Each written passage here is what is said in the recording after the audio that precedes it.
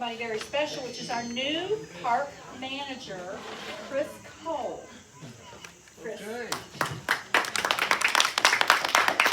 Thank you, everyone.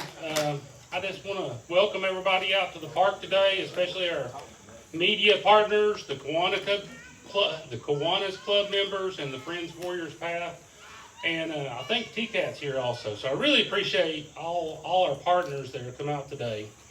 I'm excited to be here on my first official event at the park. So really tickled to be here. Just a little bit of history about me. This is the park I actually started at, about 28 years ago. So I was a seasonal here for Marty. I know everybody knows Marty, right? Oh, yeah, right. He was at my elementary school, so he's pretty phenomenal, and that's where I started with parks, and I've worked at several different parks. The last 14 years, I've been the park manager at Standing Stone. But I'm building a house up here in Johnson City. This is kind of home to me. This is where my parents live, so really happy to be here. Just want to say a little bit about the playground. The Daryl's Dream Playground is a unique complex. It is more than just a playground. It's also a boundless playground for Tennessee State Parks, and it's the only one. That's the only one in Tennessee State Parks and the only one in the country in any state park as far as I know.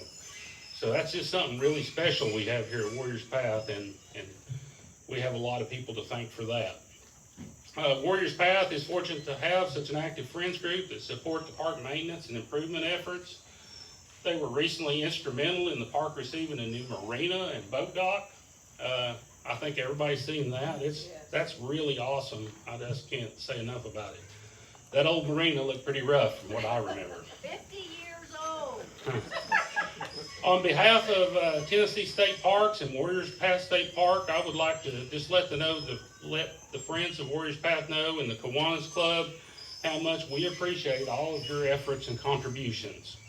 And that's enough from me. I'm not a very good speaker, so I'm going to turn it over to Reba Barber. She is the president of the Friends of Warriors Path State Park.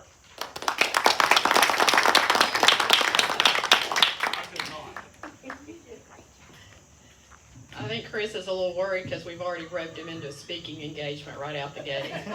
But my name is Reba Barber. I'm the current president of the Friends of Warriors Path Board. And I can't really tell you what a great group of people we have on that board. I know that Chris mentioned it was one of the largest friends groups he knew of. We've got 16 board members, and those represent a lot of the different interests in the park. And I think that makes us pretty well-rounded. And we've got a great gift of skill sets across the board. The board was organized, or the Friends was organized as a nonprofit organization in 2000, just to help the park with volunteers and projects within the park. And so many people have history. So many of you that I've talked to before have a lot of history with this park. And it is a favorite around here and such an easy one to get to and enjoy. So we just try as the board, as the Friends of Warriors, to partner with the park management to just make things the best they can be and add to what the state cannot afford to do, because we have a lot of great state parks across the state. And it's amazing how many people think that the state funds everything for every state park. And I wish that were possible, but it's not. So we end up helping to fund things around here. And Daryl's Dream, of course, is a huge example of that. And we have a lot of people here that participate with us on days of caring in the park, where it's just a whole day of volunteer work to clean that up. And we got two right here on the front row. Mayor Scholl and Daryl Duncan are always here looking to work. And believe me, we enjoy putting them to work. And then today we've got Veronica Greer with us, who is over, I think it was nine of the parks in this area. And so she's Chris's boss, so be especially nice to her today. And I will say we've been very blessed at this park. Sarah was a great leader for us, and we are just as excited to have Chris here. And I think it's awesome that we have somebody who has background with our area too. And he's already hit the ground running, and we're really glad to have him. We're especially glad to have all of you here today. Glad that you took the time to come out, and we're pretty excited about this event and this opportunity. Thanks. Kiwanis Playground. We began visioning and fundraising for this project back in 2002, and many of you will know the big champion for this project was Daryl Rice and Betty DeVinny. This project would not have happened without those two. And we opened the ground broke in 2006, and we opened the first phase in 2007, and the Lions Narnia Trail came shortly behind that. And I don't think we have many Lions Club members here, but I do want to recognize a few of them. So Adam and Carol Bowling, they're also on our Friends board. Jim Fisher back there, and Doug Hasseltine, Bill Murdoch, Bill Monroe. I can name so many names that, again, they were here this week preparing fixing up some of the audio for the Lions Braille Trail, so everything's in working order for our day session today. So all of these volunteers, they come out here and take care of this without being asked. They just see what needs to be done and they get it done. After the Lions Narnia Braille Trail, which we're going to be talking about a little bit more about in a minute, the third phase was our Anderson Treehouse. If you haven't been over there, I got to brag a little bit on the state because they recently did some refurbishing to it that it seriously needed. Again, it's many years old. And the fourth phase was this Palmer Center amphitheater, which the Palmer Center in Kingsport and Tony Moore were very instrumental in. So what we're talking, so the overall complex, when I say playground, a lot of folks, when I call about sponsorships, they think just a playground. But to realize what this consists of, so it's a play area for 2 to 5, 5 to 12. There's a huge sand island along a beautiful creek. There's actually an 8-station interactive Lions Narnia Braille Trail themed after the C.S. Lewis, The Lions, the Witch, and the Wardrobe. And of course, there's the Anderson Treehouse, again, thanks to Sam and Lois Anderson. And then, of course, this amphitheater. So it's much more. I try to tell folks it's a complex. I mean, what I love to hear is, I'll never forget when we first did the grand opening, and this little girl said, "This is much better than Disneyland." I went, now that might be a stretch, but I can tell you, these children, and on average year, we have 165,000 visitors to this park. That's unheard of. And we know that because we have counters on all the entrances, we have cameras for the safety of these children, and so we really have a good way to measure and manage that. Today, I mentioned that we're here today to really recognize the Kiwanis Club. Not only for what they're going to be contributing to us today, but their ongoing efforts. Daryl Rice was a member of the Kiwanis Club, and just before his passing, we asked if we could honor him in this way because he was involved in creating the Friends of Warriors Path. The Friends of Warriors Path wouldn't exist without Daryl Rice. And all these members that you see here today truly come out here, and I mean, when we do our day of caring, we work. I don't move for 3 days afterwards. I know some of you are the same way, but I just want to thank them not only for their gift that they're going to make today, but also for their ongoing efforts. Whenever we have a need, they're right there helping us either try to reach out to the community or they're doing fundraising themselves to try to make this possible. You know, the Lions Narnia Braille Trail is really very special, and to have lost that, we tried to refurbish the wardrobe, but the minute we took the roof off, it just fell. It was just so many years old and it had suffered so much, being made out of wood by a volunteer, did an amazing job. If you get a chance, go by and look at the one on your way out. It's missing a little fancy curvature over the top, but you know, because we're going to be taking it down very soon, but we need to get it back because it's missing a huge piece of the story, of the story. So at this time, I would like to say again, thank you. All Kiwanians, raise your hand, please. Just put your hand up in the air. How many of you work the day of caring? Put that hand up. Keep the hand up. Look at this. It's amazing. And again, thank you all. God bless you. I would start naming names, but I'm going to leave somebody out. I know Don Royce and I specifically want to recognize because he was our treasurer when we were raising monies to build this playground. And he helped us get our 501c3. And Pat Breeding was here building this playground with us when it was first being built. And he's on the Warriors board and just does an amazing job. So again, thank you gentlemen for all you do. And I'd like to bring Mary Lee back. I want to sort of echo what's already been said. It's a great day. It's an exciting day. Anytime that there's construction involved, I get excited. Okay, so that's my reason for it. One reason, but like Mary said, I was fortunate enough to be involved in this project back in 2007 when it began. And honestly, in 2007, I really didn't know what I was getting involved in. I didn't understand the impact it would have, and not only to the community and the children, but to me personally. So it's been something not only that would impact the community, but me personally, so I'm grateful for that. throwing out some numbers. Like I say, 2007, if my math is correct, maybe some of the students can correct me if I'm wrong, but that's 16 years ago. At 165,000 visitors per year, that's over 2 million people. Now, I raised 3 kids, and I know what they can do to a couch and a kitchen chair. So you can only imagine what happens to the playground equipment. But due to the park staff, the friends, and all the community volunteers, it continues to be rated as one of the top playgrounds in the area. We have an annual inspection done by landscape instructors. Last time they were here, they were just really amazed at the maintenance and the care of what was given to this playground. So that's kudos to everybody here and the community abroad.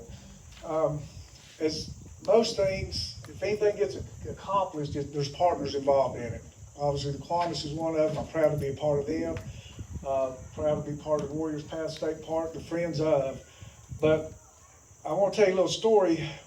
I had an architect draw the drawings, redraw the drawings. Did a great job, but then we got that done. We had another problem. Who's going to build this thing? How are we going to get this done? Everybody's busy, got jobs, paying jobs. So first people came to mind was TCAP. So I made a phone call to Jeremy Bell. I said, hey, Jeremy, you got a minute for me? I got something I want to pass by you. And he said, sure, come on up, Pat. I'll be glad to sit down with you. So Jeremy and Mike met with me and unrolled the plans on the table.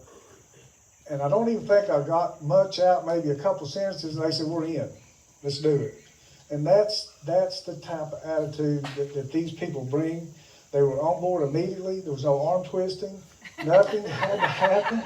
They saw, I feel, and I'll let Dr. Church speak to here in a minute, but I think they saw an opportunity to help the community, an opportunity to help their students, and they were on board. And we're just so grateful for you. I know you got some students with you. Congratulations to you all. Y'all just won the, what was it, Fast Build? Race to Build. So I'm still just thundered. I'm sorry, I'll stop right there. But anyway, we appreciate everybody being here. We're excited to get started. Thanks to the Kiwanis Club. And thanks to all the partnerships we have. So we're looking forward to it. I'll introduce Dr. Richard Church for a few comments.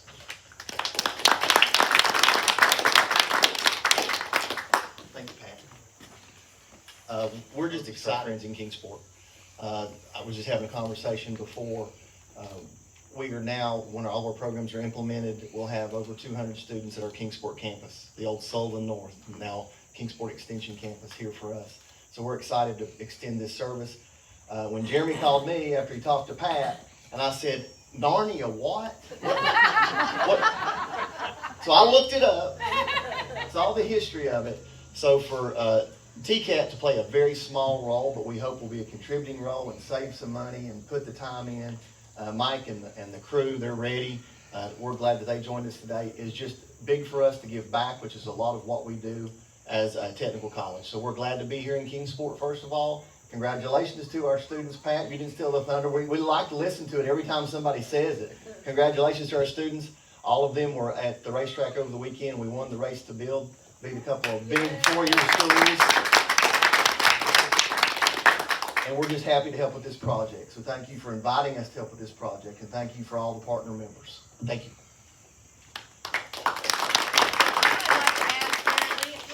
Well, thank you, everyone. And indeed, this is an honor to be here today. What a special day. Each of the people who just spoke really speak to the core of why Kiwanis celebrates. Kiwanis actually places this particular event in every single way that we talk about who we are, who we serve, and with what impact. And today, we're here to talk about that impact. It is my honor as the president of Kiwanis Club to be able to share a bit of that with you. The mission of the Kiwanis Club of Kingsport is to serve the children of the world, one child and one community at a time. It's something our club has been doing since 1924. And in January of 2024, the Kiwanis Club of Kingsport will be 100 years old. As Kiwanians, we are guided by a very special mission that one day children will wake up in communities that believe in them, that nurture them, and provide the support they need in order for them to thrive. You know, ladies and gentlemen, I think that children in this community wake up with an understanding of that vision as well. Darrell Rice, as was mentioned, a Kingsport Kiwanian, had that vision, and he had a dream to provide a place for all children of all abilities to enjoy nature, to learn, to play, and to participate in an opportunity that encourages them to develop mentally, physically, and emotionally. It saddened Darrell to see that some children had to stay on the sidelines watching or listening, while other able-bodied children were able to play. Only one other time has our club donated at the level we will be donating today. And it was also a contribution to the Boundless Playground toward the cost of the construction of the crossroads structure that is in the center of the playground. Today, the Kiwanis Foundation begins a new grant process, which contributed and mirrors the club's initial monetary contribution to the Boundless Playground. The annual grant process is needed to help and empower our community's children to assist organizations that help children. Warriors Path State Park is the first to receive this grant. It's made even more special, though, today because of the long-standing relationship between Kiwanis and Warriors Path State Park. And it will benefit all of the children who will be learning and playing at the Boundless Playground. This specific donation continues to support Darrell's dream to enable all children, regardless of their ability, to enjoy the power of learning, literature, and adventure as they travel through a wardrobe to that magical land of Narnia, that enchanting story described by C.S. Eliot's children's book, The Lion, the Witch, and the Wardrobe. By supporting the reconstruction of Narnia's closet, the Kiwanis Club of Kingsport continues its work to help build our community, one child and one community at a time. Again, for a recognition of all the hard work that has been put into creating the Kiwanis Club endowment for this project, it is my pleasure to present this check to the Friends of Warriors Path State Park for the program we've discussed. Applause, please.